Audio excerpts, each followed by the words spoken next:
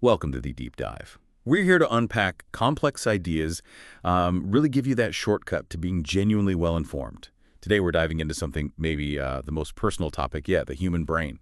We're going to explore, our inner workings, try to understand the incredible mechanics behind our thoughts, our feelings, and look at how all that stuff influences, well, pretty much every interaction we have with the world and with each other. That's absolutely right. We've looked closely at this source, and it's quite compelling. It weaves together personal stories with these really universal truths about our mental landscape. So our mission, really, for you today is to pull out those key insights, those, aha moments, the things that help you understand not just what's going on in your head, but why it matters so much for how you navigate life. Yeah, exactly. This deep dive, it's aimed at giving you a bit of a strategic edge, maybe, in understanding yourself, understanding others, too. We'll cover some surprising stuff like new research on brain bits, the tricky dynamics of social connection, even how we deal with the digital world. Think of it like getting a really sophisticated blueprint for your own inner world. Okay, so our source kicks off with this really foundational idea, and it feels quite freeing, actually, is that everyone has mental health. It's not this us and them thing. It's more like a tide. It ebbs and flows for every single one of us.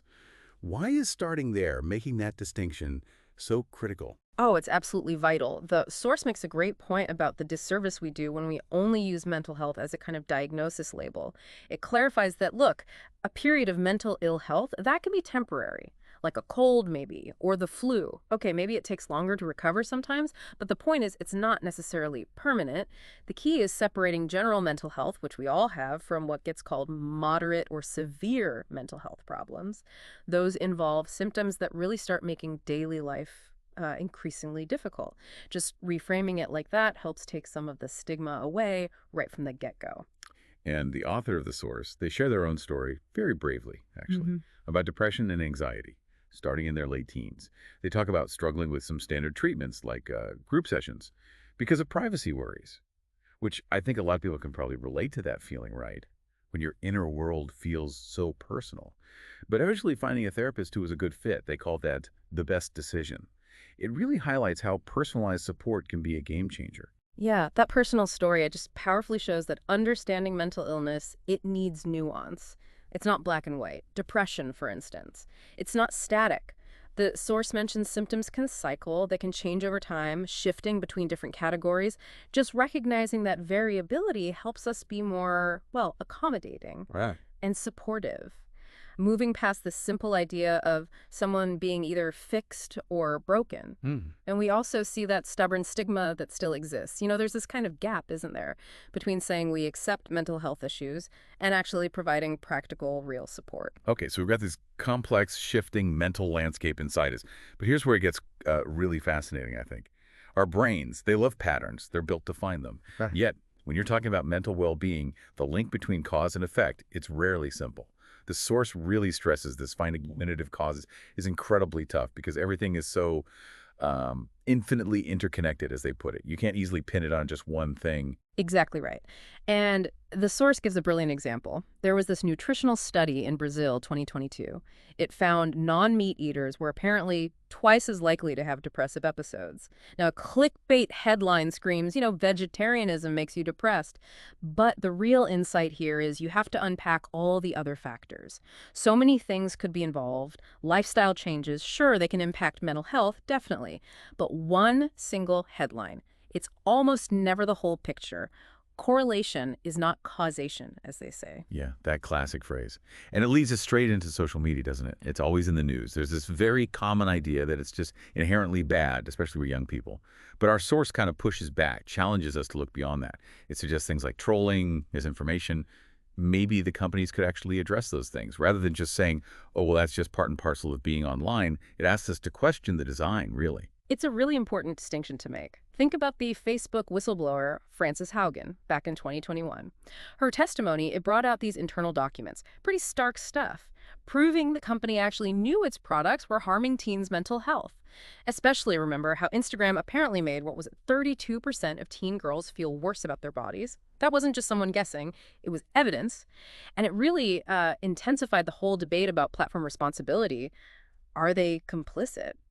It is hard, I think, especially for older generations, to really get their heads around a social life that happens mostly online.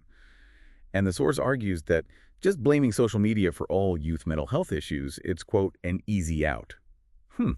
Maybe we should focus our energy more on making online spaces safer, rather than just telling people to delete the lot, which probably isn't realistic anyway.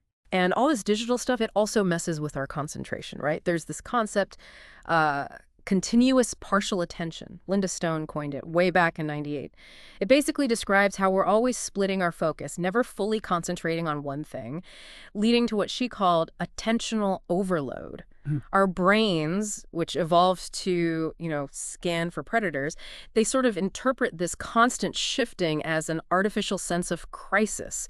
It triggers the fight or flight response. And that, for a lot of us, that directly feeds into that feeling, that kind of wound up, anxious state after you've been scrolling for too long. Oh, that wound up, anxious feeling. Yeah, I think everyone listening knows that one. Yeah. It really does feel like your brain is just stuck on alert sometimes because of the phone. Yeah. It makes you rethink how you use your device, doesn't it? And there's data on this, too. A study, Killingsworth and Gilbert, found essentially that a wandering mind is an unhappy mind. Being fully present, really engaged in whatever you're doing, that accounts for more than twice as much of your happiness as the actual activity itself. Which just underlines why being consciously present is not just some nice-to-have idea. It actually measurably impacts our well-being. Okay, so we've talked about the outside world headlines, social media, how that shapes us. But what about the incredible kind of mysterious stuff happening inside the brain? Our source takes us on a bit of a tour now, helping us decode some of the key players dictating our thoughts and actions. What are some of the maybe most surprising or impactful parts it points out, the ones that really shape our day-to-day experience? Yeah, it is like getting a tour of your own internal command center, isn't it? The source highlights a few key areas. First, the prefrontal cortex, that's basically your brain's CEO. Focus, planning, making decisions. Differences there, they're often linked to things like ADHD, affecting those executive functions. Then you've got the amygdala, that's your rapid-fire emotional reactor. Big role in fear, the whole fight, flight, or freeze response. And it often triggers reactions before your conscious brain catches up. Understanding that this bit can overreact, and yeah, it's sometimes linked to anxiety disorders that helps you recognize those first surges for what they are. Not necessarily reality, just an initial alarm bell. Right, instead of just immediately believing the feeling. Exactly. Then there's the hippocampus, crucial for spatial awareness, forming those episodic memories like you smell cinnamon. Boom, it's Christmas in your head. It also ties into emotional responses. And lastly, the thalamus. The source calls it the brain's relay station, which is a great description. It takes in sensory signals from everywhere and sends them off to the right places for processing. A real master organizer. It's just incredible how much is going on under the hood, so to speak. And speaking of things we're not always aware of, the source gets into our inner voice. That internal monologue. It's surprisingly hard to study, isn't it? It really is. And what's fascinating is how much the estimates vary on how often people even have a strong inner voice. Some say constantly, others hardly at all. It just shows how tricky it is to quantify something as subjective as, consciousness itself. It's kind of amazing, though, we're using our brains to try and figure out our own brains. It's a bit meta. Totally meta. And related to that inner world, there's aphantasia. The inability to form mental pictures affects maybe 2 to 4% of people, the estimates say. It can be something you're born with, so you might not even know. Others can visualize things, or it can happen later, maybe after an injury. And it's a spectrum, too. Some people might get flickers of images, others just nothing, visually, in their mind's eye. And then, of course, there's the whole concept of the unconscious mind. Hugely influenced by Sigmund Freud, obviously. Now, modern psychology might look at things like repressed childhood memories a bit differently than Freud did, but the core idea that there's this powerful, non-rational, subconscious stuff influencing our judgments, our behaviors, cognitive and social psychology experiments, they consistently back that up. It really makes you wonder, doesn't it? How much of what we do is truly conscious choice and how much is just running on autopilot? That autopilot idea, it ties into how our brains work in the background, doesn't it? Like having open tabs running even when we're not focused. There's this neuroscientist, David Treswell. His research supports this. He did a study showing that if you give the subconscious a kind of distractor task while it works on a problem, people actually came up with significantly better solutions than if they just tried to consciously grind it out. Unconscious neural reactivation, they call it. That efficiency is amazing, and it connects directly to another way our brains save energy. Yeah. Right? Habits. Absolutely. That same drive for efficiency, that's what builds habits. The brain loves to automate things to save energy. As Alana Mendelsohn points out, a really significant chunk of our daily behavior is actually just habit. Charles Duhigg, in his book, The Power of Habit, he breaks it down brilliantly into that loop. Cue, response, and reward. Understanding that loop and how dopamine reinforces it gives you that little hit. That's the absolute key if you want to break an old habit or build a new one. Your brain's constantly chasing those rewards. And finally, in this inner working section, the stories we tell ourselves. Psychotherapist Esther Perel has this great quote: "We use our stories as reminders, as protection and prevention." Our unconscious mind, with all its biases and pattern-spotting skills, it has this incredible power, the source says, to spin these narratives, and they really shape our sense of who we are, our identity. Yeah, her advice is fantastic. Write often and edit well. Right. It's such a powerful reminder that we're not just passive recipients of our stories. We can actually shape them, edit them. Okay, so shifting gear a bit now, from our inner world to how we connect with others. Humans, we are fundamentally, like, hyper-social creatures. Forming groups, working together, that was absolutely crucial for our survival and development as a species. Which brings us to Dunbar's number, heard of this, proposed by anthropologist Robin Dunbar back in the 90s. It's the theory that we can really only cognitively handle about 150 stable social connections, a limit. Okay. Go much beyond that number, and groups apparently just tend to naturally split off. It's fascinating to think our complex societies might still be shaped by these old cognitive limits. That really helps explain why our social network feels so vital, doesn't it, for our well-being? Mm-hmm. Now, obviously, everyone needs some social interaction, but the amount, the type, that varies hugely. We throw around terms like introvert and extrovert all the time. But Carl Jung, who actually coined them, he believed we all have both sides in us. Exactly. It's really a spectrum, isn't it? Not like you're either one or the other. Most experts agree we kind of lean one way, but we exist along a continuum. And research actually gives us some neurobiological clues here. It seems introverts are genuinely more sensitive to dopamine, which means the kind of social buzz that energizes an extrovert, it can actually feel overstimulating, even draining for an introvert. Extroverts, on the other hand, seem to have more dopamine receptors, so they need more external stimulation to get that same kind of happy feeling. Oh, okay. And introverts, they tend to favor a different neurotransmitter, acetylcholine. It makes them feel good during calm, quiet, more internal activities. Neither way is better, obviously. Yeah. Just different brain wiring, looking for its optimal level of stimulation. Understanding that difference. Yeah. It leads us to the maybe surprising power of labels. Like an ADHD diagnosis for the author. It gave them a neutral, objective term for things that maybe used to get called disorganized or unfocused. Mm-hmm. Labels, used well, can actually be a useful shorthand, a way to communicate how our unique brain works, give us a shared language for these complex interstates, helps foster understanding. Yeah, and we see a similar thing with that phrase that's everywhere now, I feel seen. Yeah. Originally, it was really important for validating marginalized groups, giving them voice, but now it's become this widespread way for anyone really to say they feel recognized, included as an individual. It taps right into that fundamental human need we all have, you know, to belong, to be acknowledged, maybe with a modern twist focused on individual validation in our hyper-connected world. Okay, but then what about parasocial relationships? These are the one-sided ones, right? Yeah. Where you invest time, interest, maybe emotion in someone, a celebrity, an online creator who mostly doesn't even know you exist. Right. The source notes that, okay, factually, they are one way, but they can still feel incredibly impactful. They can provide real reassurance, support, even that sense of being seen we just talked about, Yeah. even though the connection is online and not directly reciprocated. It's truly fascinating how deeply we can connect emotionally with figures we only know online. The source mentions this writer, Kate Lindsay, and her really visceral reaction when Hank Green announced his cancer diagnosis. She described feeling just as let down as if a friend had done something we find hurtful. Which is quite a statement, isn't it? It just highlights the surprising depth these online one-sided connections can have, how our brains create meaning and emotional bonds even without that direct back and forth. And that feeling of just clicking with someone, that immediate connection, turns out there might be neurobiological reasons for that too. A study by Thalia Wheatley suggests we actually resonate more with people whose brain activity is similar to ours when we're perceiving the world. Interesting. So it supports the idea that deep connections aren't just about shared interests or backgrounds. There might be this underlying neural synchrony explaining why we just get some people more easily. And while we kind of instinctively know this, science is starting to put numbers on it. Like apparently it takes, on average, around 50 hours with someone to go from acquaintance to friend. 50 hours. Wow. Yeah. And a solid 200 hours for them to become what you'd call a close friend. Okay, so given we have all these connections, these social needs, why do we get so easily stuck in that comparison trap, comparing ourselves to others all the time?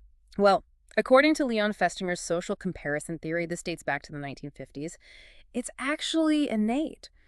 We automatically compare ourselves to others. It's how we evaluate our own abilities, our opinions. We need that context of other humans to understand ourselves, as Festinger put it. It's like a basic orientation tool. And evolutionarily, you can see how that would be useful, right? In a small tribe, knowing where you stood, that was handy for survival. Definitely. But the problem now, in modern life, is we often end up comparing ourselves to the most visible people. Who's most visible? Often the highest performers, the most successful, the most curated versions online. Right, the highlight reel. Exactly. So we end up beating ourselves up for just being, well, average, when average is actually normal.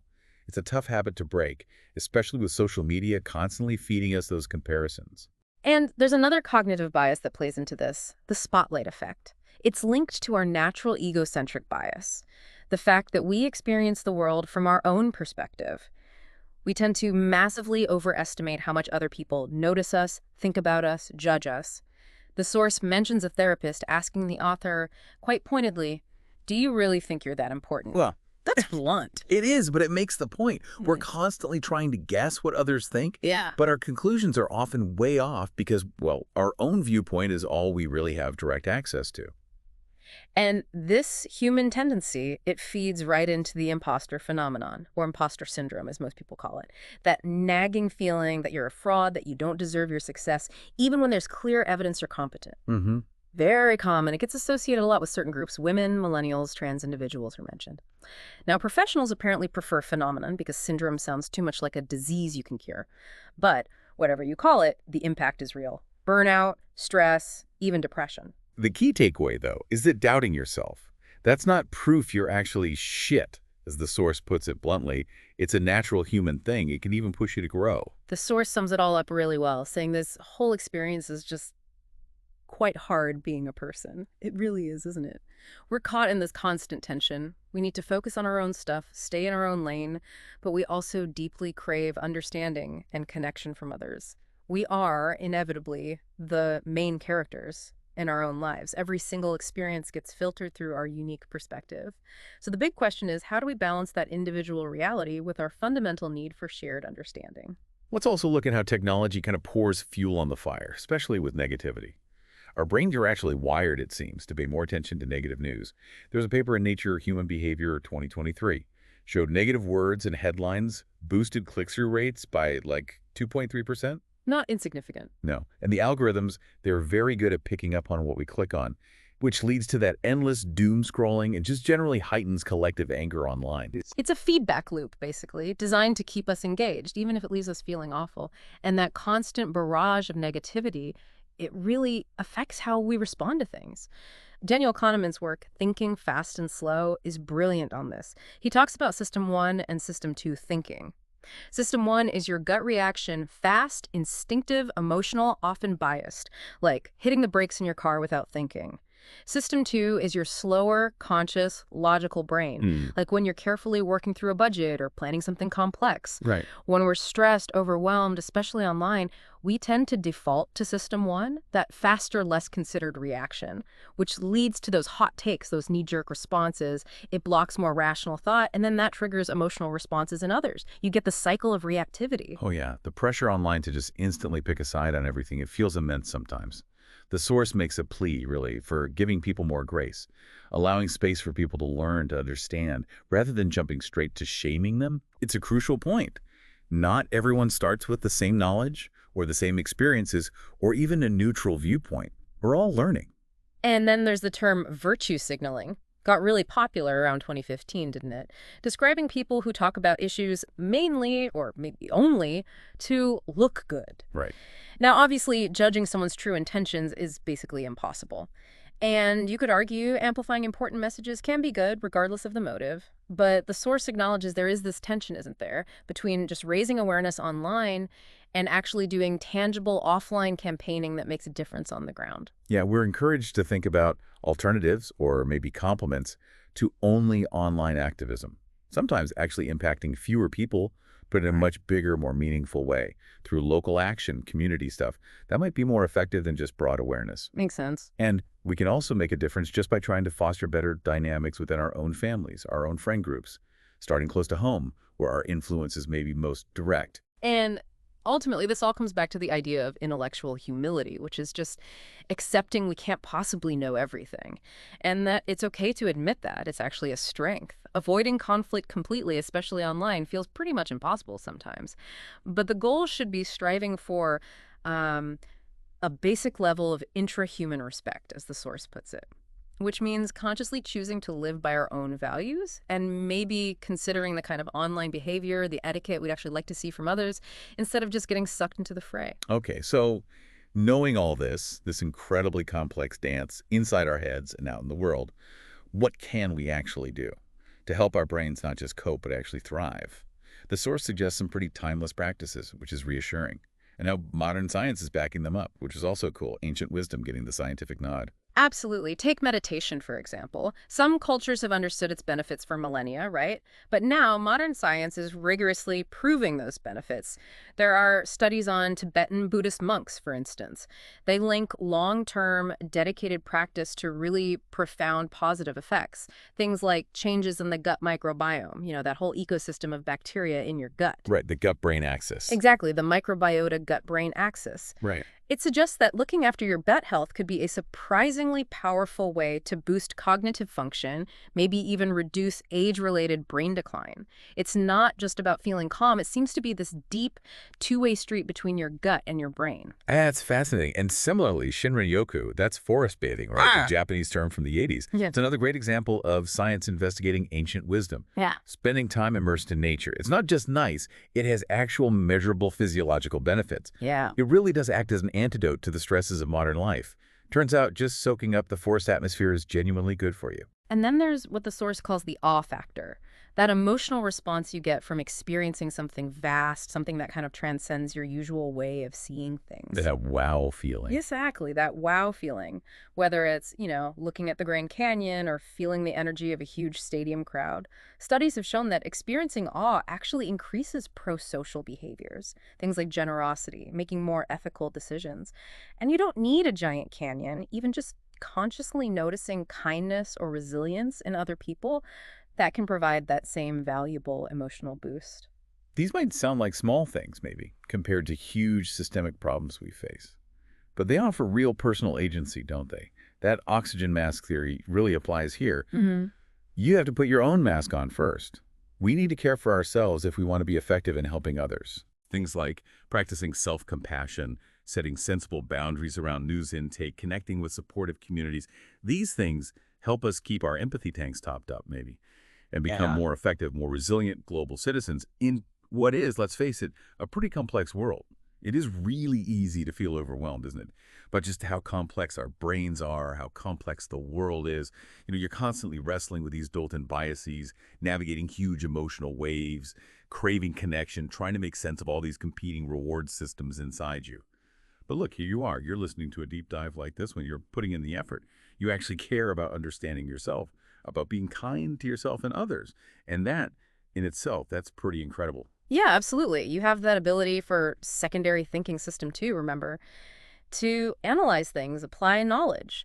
You experience the spotlight effect, sure, but now you know it's often blown out of proportion. Maybe that helps lessen the anxiety a bit.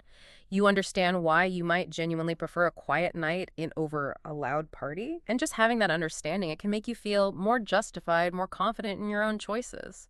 In a world that throws around phrases like just love yourself, often while kind of dismissing the messy reality of struggle, just remember, being a person is hard, It's okay to acknowledge that. It's complex. Look around you, look at yourself, look at the people you admire, and realize that every single person in their own unique way is grappling with these same fundamental human things. Despite all our differences, there is so much more that connects us, that binds us together. So if you ever find yourself feeling small, don't let it be because the world somehow made you feel insignificant. Instead, maybe let it be because you're looking around with a sense of, well, awe.